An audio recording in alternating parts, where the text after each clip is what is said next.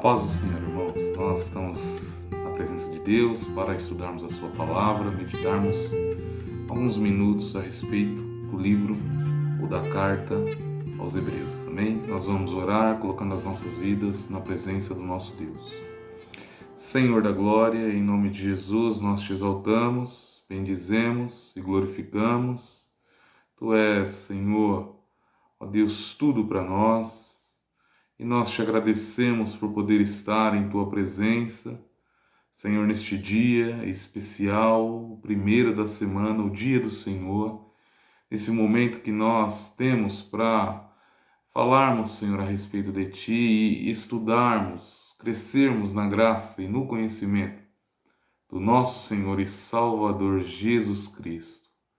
Senhor, nos ajuda, eu coloco a minha vida, a vida dos meus irmãos em Tua presença, dá-nos poder para compreendermos, Senhor, aquilo que Tu, ó Deus, tem para falar através do estudo desse livro, Senhor, dessa carta, dessa epístola, Senhor. Nos ajuda, nós precisamos compreender, ó Deus, para que esse conhecimento seja prático, que não seja, Senhor, apenas o acúmulo, ó Deus, de informações, mas que produza frutos dignos de arrependimento e nos dê poder para sermos a cada dia servos melhores.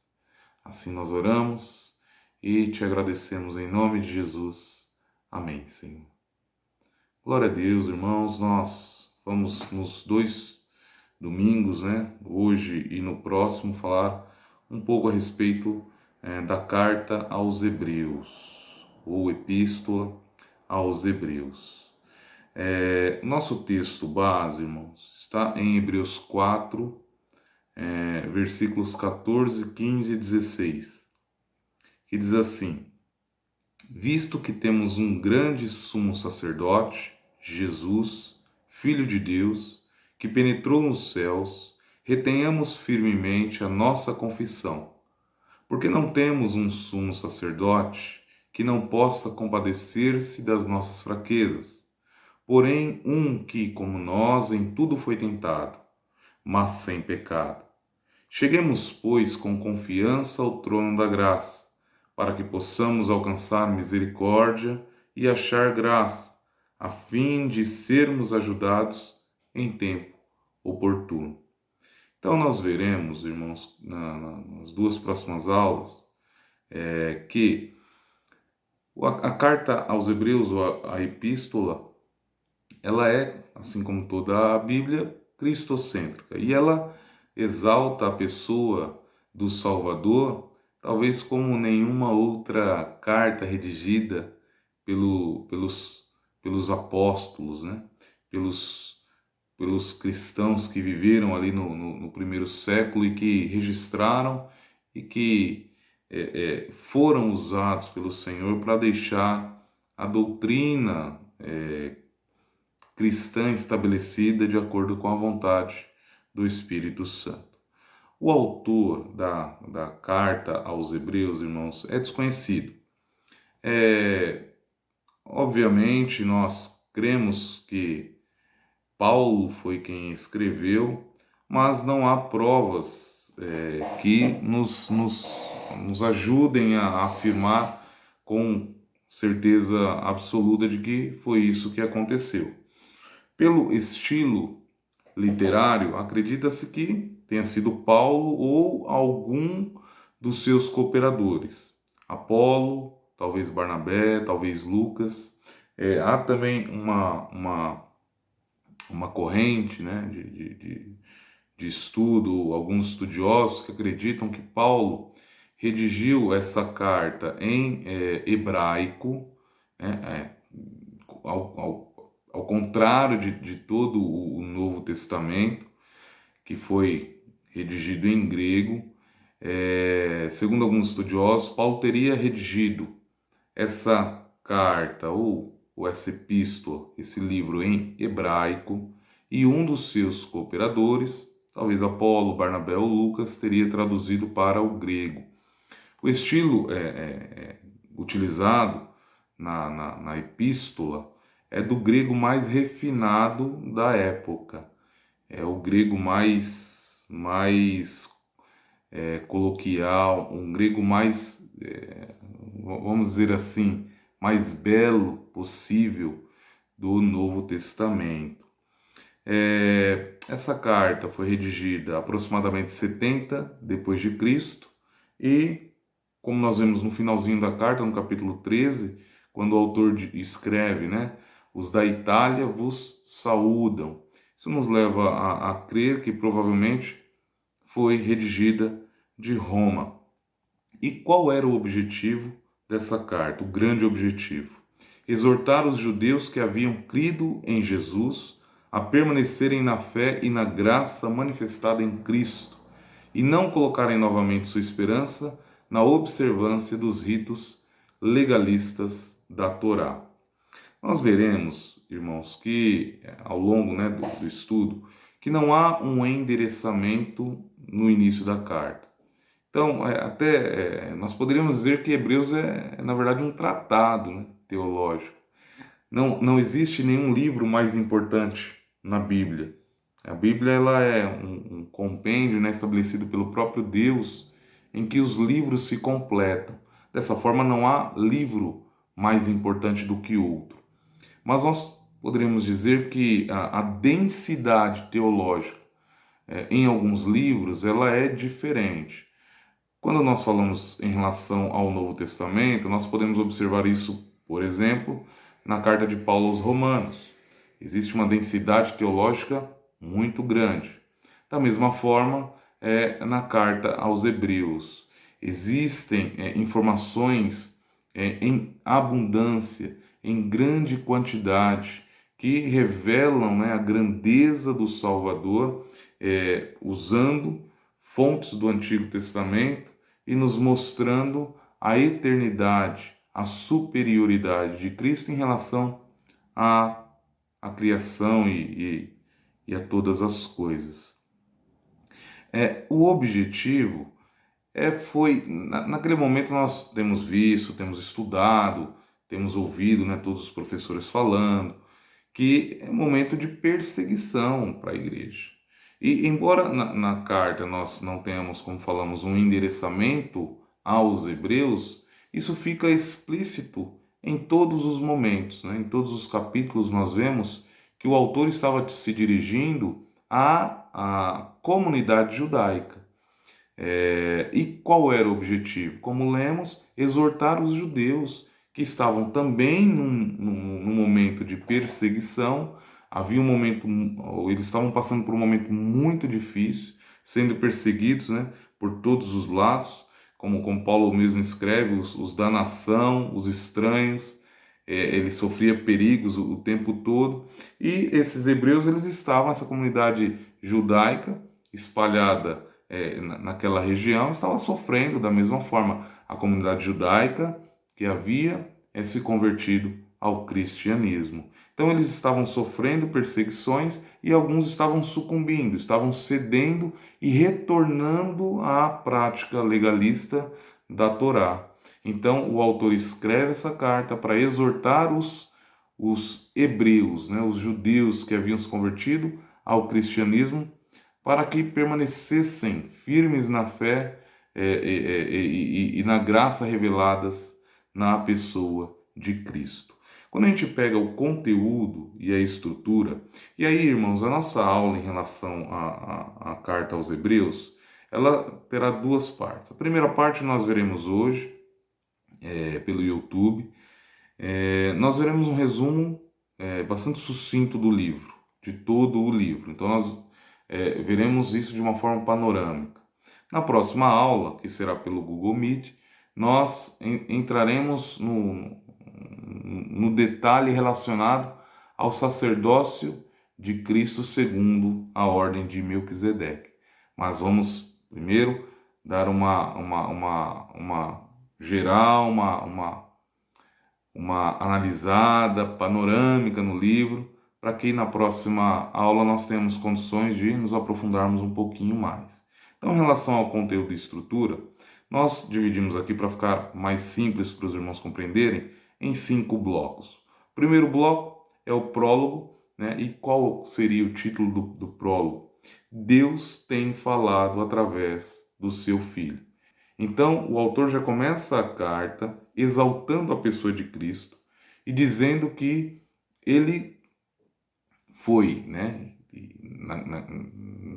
na presente dispensação, o canal de revelação, de comunicação, de manifestação do Pai à humanidade. Então, quando nós pegamos, por exemplo, irmãos, no início da carta, né, como que o autor começa?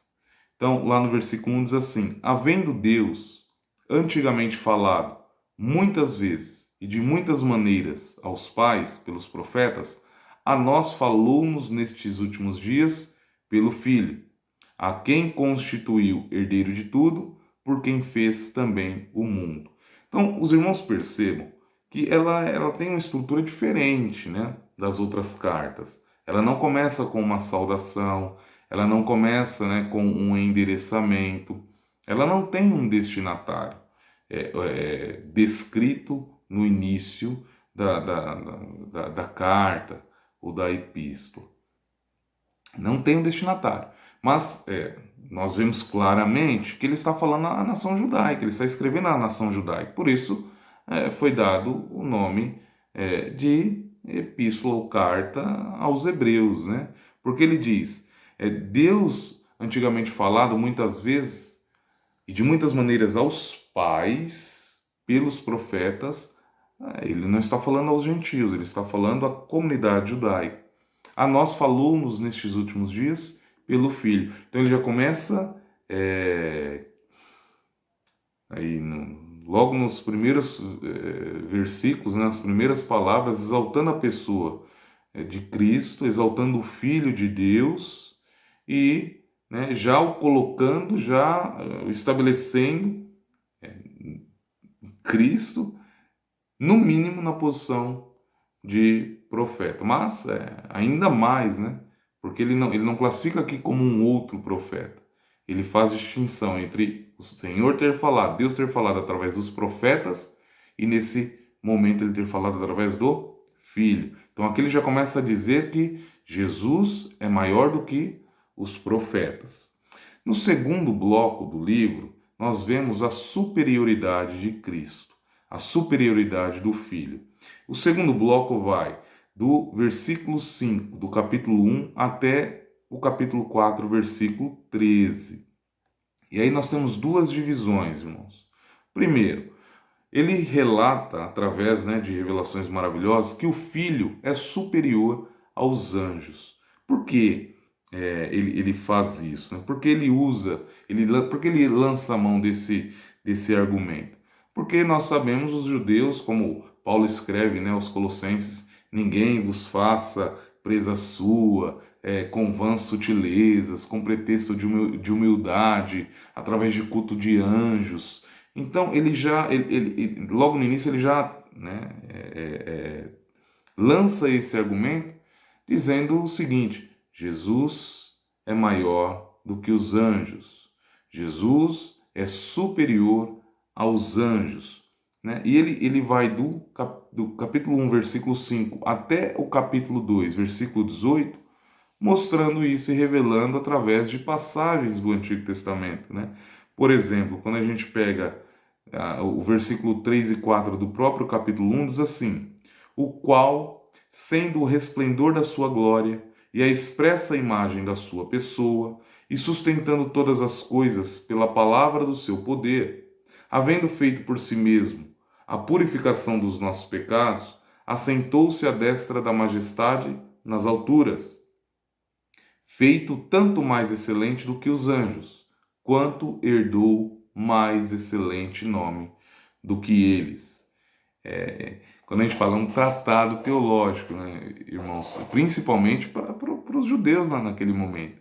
Então ele vem estruturando, né, de uma forma bastante clara, bastante delimitada, os assuntos e demonstrando que Cristo é superior. Ele começa falando a respeito dos profetas. O Senhor, Deus, o Pai, falou antigamente, falou em outros tempos através dos profetas, mas nesse momento ele tem falado através do Filho. Então já coloca Cristo acima dos profetas. Nesse momento aqui, dentro ainda do capítulo 1 e 2, ele já coloca Cristo acima dos anjos, né? Ainda a respeito dessa superioridade de Cristo, superioridade do Filho, ele aí no outro, na outra seção desse segundo bloco, ele diz e revela que o Filho, que Cristo é superior a Moisés. Nós vemos no livro de Hebreus, irmãos, que o autor tem um conhecimento muito profundo do Antigo Testamento. Tem um conhecimento muito profundo da religião judaica. Tem um conhecimento muito profundo a respeito daquilo que os judeus criam, né? Então ele vai pegando os fundamentos da fé judaica. Ele vai pegando os fundamentos daquilo que o povo de Israel cria, né? Então ele fala a respeito dos profetas, ele fala a respeito dos anjos. Aqui ele, né, como veremos, ele já começa a colocar Cristo numa posição maior do que Moisés. Por exemplo, isso nós vemos do capítulo 3, 1 até o capítulo 4, 13. Vamos pegar aqui, por exemplo, o capítulo 3, do 3 ao 6. Vejam o que o autor escreve. Porque ele é tido por digno de tanto maior glória do que Moisés? Quanto maior honra do que a casa tem aquele que a edificou? Porque toda casa é edificada por alguém, mas o que edificou todas as coisas é Deus. E na verdade, Moisés foi fiel em toda a sua casa como servo, para testemunho das coisas que se haviam de anunciar. Mas Cristo, como Filho, sobre a sua própria casa, a qual casa somos nós, se tão somente conservarmos firme a confiança e a glória da esperança até o fim. Então, o texto não tem necessidade de explicar, irmãos. Ele diz que Moisés foi fiel em toda a sua casa como servo. Ele era um servo. Mas Jesus, né, sobre a sua própria casa, ele é dono, ele é proprietário, ele é senhor, ele é maior do que Moisés. E se os irmãos atentarem, né, na leitura, verão que ele mostra isso dentro do capítulo 3, de uma forma maravilhosa, de uma forma esplendorosa, irmãos. E vai, né, até o capítulo 4, versículo 13. No terceiro bloco, nós vemos ali, né, revelado pelo autor, que Jesus é o grande sumo sacerdote. Nós podemos ver isso do capítulo 4, versículo 14, ao capítulo 10, versículo 18. Durante, né, essa explanação do autor, ele vai também fazendo muitas exortações de ordem prática àqueles que receberiam esse ensino, irmãos. Então não é apenas, né, um compêndio teológico que expõe um conhecimento a respeito da divindade, da superioridade de Cristo.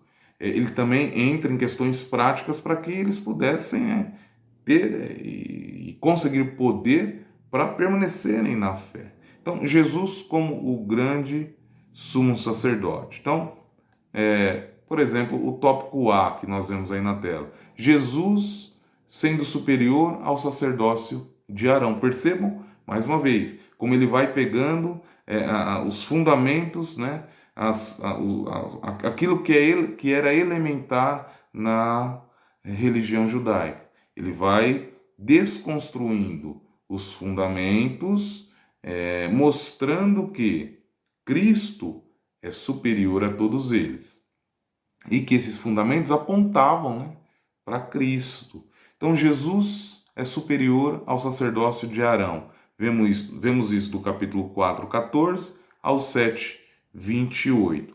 Por exemplo, quando nós lemos, né? E na verdade, aqueles foram feitos sacerdotes em grande número, porque pela morte foram impedidos de permanecer. Mas este, porque permanece eternamente, tem um sacerdócio perpétuo.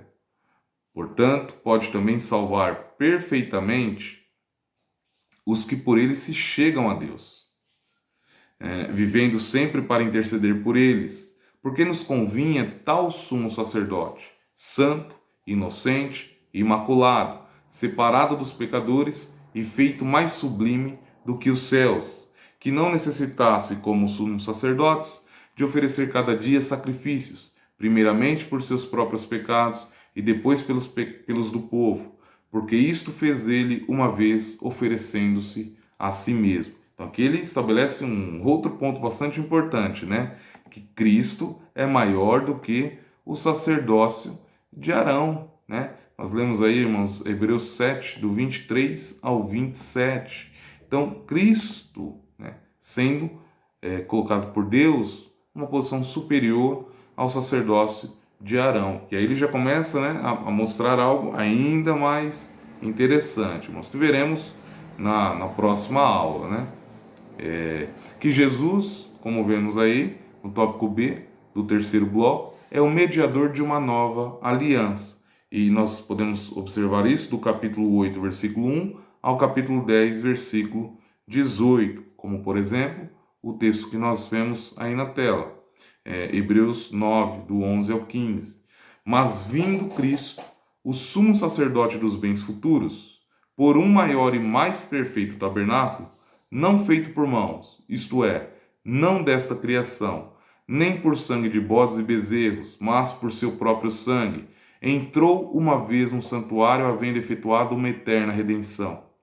Porque se o sangue dos touros e bodes e a cinza de uma novilha esparzida sobre os imundos os santificam quanto à purificação da carne, quanto mais o sangue de Cristo, que pelo Espírito eterno se ofereceu a si mesmo imaculado a Deus, purificará a vossa consciência das obras mortas para servirdes ao Deus vivo? E por isso é mediador de um novo testamento, para que, intervindo a morte para a remissão das transgressões que havia debaixo do primeiro testamento, os chamados recebam a promessa da herança eterna. Que coisa maravilhosa, irmãos. Então, ele começa, né, de uma forma bastante direta, objetiva, mostrar que Jesus é o mediador de uma nova aliança. E por isso, e através disso, ele exorta, ele anima os cristãos, né, os cristãos hebreus a permanecerem na fé. Porque eles estavam passando por muitas perseguições. Imaginem, irmãos, eles haviam abandonado os ritos judaicos, que fazia parte, né, tinha parte primordial na vida, na sociedade judaica. Eles haviam, né, deixado, e eles estavam sentindo isso, e mais a cobrança da própria nação, mais a perseguição que existiu sobre a igreja naquele momento. Eles estavam muito inclinados a voltar à sua antiga experiência, né? Então, esses são os pontos estabelecidos de uma forma bastante sucinta a respeito daquilo que é elementar a fé judaica nesse peso, né, em relação à superioridade de Cristo.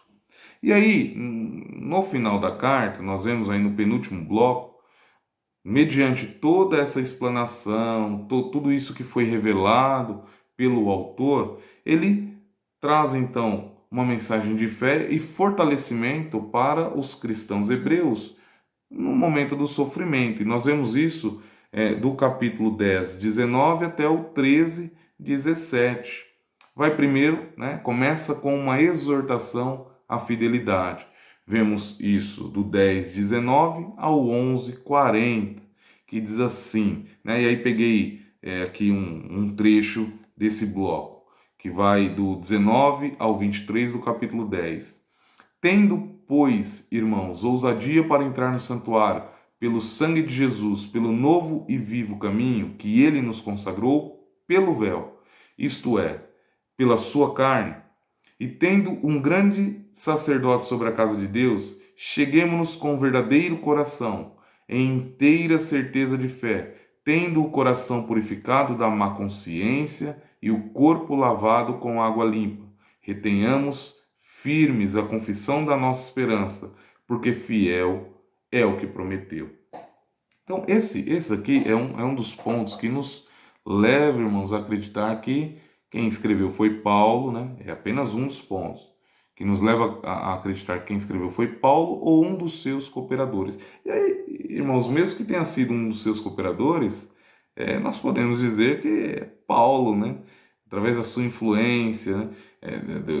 De tudo que ele foi nas mãos do Senhor, ainda que aqui no ano 70 depois de Cristo, se realmente foi escrito no ano 70, não foi Paulo, porque os estudiosos, os historiadores afirmam que Paulo provavelmente foi morto em 67 depois de Cristo. Se a carta foi escrita no ano 70, foi 3 anos, né? Aproximadamente 3 anos depois da morte de Paulo. Ou pode ser que ela tenha sido traduzida, como falamos, do hebraico para o grego no ano 70. O mais importante é nós vermos, né, através desse ponto, como nós estamos falando, as digitais de Paulo. Que ponto? Nós vemos em todas as epístolas que ele começa, né, com a saudação e tudo que nós já sabemos. Ele revela coisas maravilhosas, né? O Espírito Santo, através dele, nos revela coisas maravilhosas. E no final, geralmente no final das cartas, ele entra com aquilo que é de ordem prática, para que o conhecimento não seja algo infrutífero, para que esse conhecimento seja colocado em prática. Por exemplo, na carta aqui aos Hebreus, ele fala de coisas maravilhosas, o santuário, que o santuário terrestre foi feito segundo a figura do que foi mostrado no céu, que Jesus Cristo entrou nesse santuário, que o Senhor é o sumo sacerdote, que comparece atualmente a nosso favor. Ele é diferente do sacerdote, do sumo sacerdote da linhagem de Arão. Ele vem falando coisas maravilhosas. Aí aqui, a partir do 10, né, nós vemos: tendo, pois, ousadia para entrar no santuário, pelo sangue de Jesus. Aí ele já começa a dizer: cheguemos-nos com verdadeiro coração, com certeza da fé, tendo o coração purificado da má consciência. E aí ele entra, né, irmãos, como nós conhecemos, no 11, lá nos heróis da fé. Ele pega exemplos do Antigo Testamento, né? Ele pega heróis, né? Foi dado esse título, heróis da fé, mas eles eram heróis da nação judaica. Eram heróis do povo de Israel, para o povo de Israel.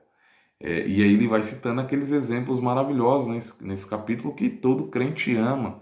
E ele vai, através desses exemplos, fortalecendo a fé daqueles que haveriam de receber essa carta. Então, no final da carta, é mesmo uma exortação para que eles obedecessem, para que eles permanecessem firmes, para que eles caminhassem de forma digna, né, de aceitação da parte de Deus, de acordo com o seu testemunho e buscando agradar ao Senhor que os resgatou. E aí entra então, a partir do capítulo 12, versículo 1 até o 13, 17, nos deveres da vida cristã. E aí eu peguei o 12, do 1 ao 4, que diz assim: portanto, nós também, pois que estamos rodeados de uma tão grande nuvem de testemunhas, deixemos todo o embaraço e o pecado que tão de perto nos rodeia e corramos com paciência a carreira que nos está proposta, olhando para Jesus, autor e consumador da fé, o qual, pelo gozo que lhe estava proposto, suportou a cruz, desprezando a afronta, e assentou-se à destra do trono de Deus. Considerai, pois, aquele que suportou tais contradições dos pecadores contra si mesmo, para que não enfraqueçais, desfalecendo em vossos próprios ânimos. Ainda não resististes até ao sangue, combatendo contra o pecado. E aí ele faz, né, exortações maravilhosas aos hebreus, aos cristãos hebreus, irmãos. E ele termina com um breve, né, com uma breve saudação, e aí sim nós vemos alguns, né, alguns nomes. Na verdade, um nome bastante conhecido, irmãos, que é o de Timóteo, né? Aí nós vemos talvez aqui, o único, né, trecho de uma certa pessoalidade nessa carta, nessa epístola, nesse tratado teológico. Nós vemos pessoalidade, né? Uma carta ela tem alguns aspectos de pessoalidade, né? Nomes, como nós vemos nas outras. Nós não vemos aqui, né? Para quem estava indo, saudações, recomendações. Aqui nós só vemos o nome de Timóteo, né, irmãos? Como está lá no 13, 22 ao 25. Rogo-vos, porém, irmãos, que suporteis a palavra desta exortação, porque abreviadamente vos escrevi. Sabei que já está solto o irmão Timóteo, com o qual, se vier depressa, vos verei. Saudai todos os vossos chefes e todos os santos. Aí ele diz: os da Itália vos saúdam. A graça seja com todos vós. Amém. Ele faz essa breve, né, saudação e que nos leva a crer então que foi redigido da Itália, provavelmente de Roma, mas também não podemos afirmar. E aqui nós vemos que ele tinha um relacionamento íntimo, o autor, com Timóteo. Amém, irmãos?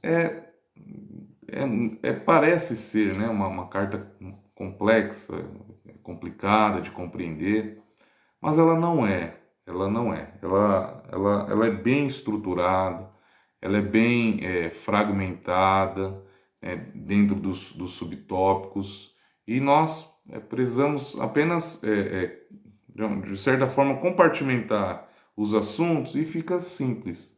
Então nós vemos lá, ele começa com a saudação, aí ele vai praticamente do 1 ao 10, falando a respeito da superioridade de Cristo. Ele fala primeiro a respeito da superioridade de Cristo em relação aos profetas, ele fala a respeito da superioridade de Cristo em relação aos anjos, ele fala em relação à superioridade de Cristo em relação a Moisés. No capítulo 4, ele fala mesmo até sobre a superioridade de Cristo em relação a Josué. Ele fala da superioridade de Cristo em relação ao sacerdócio levítico.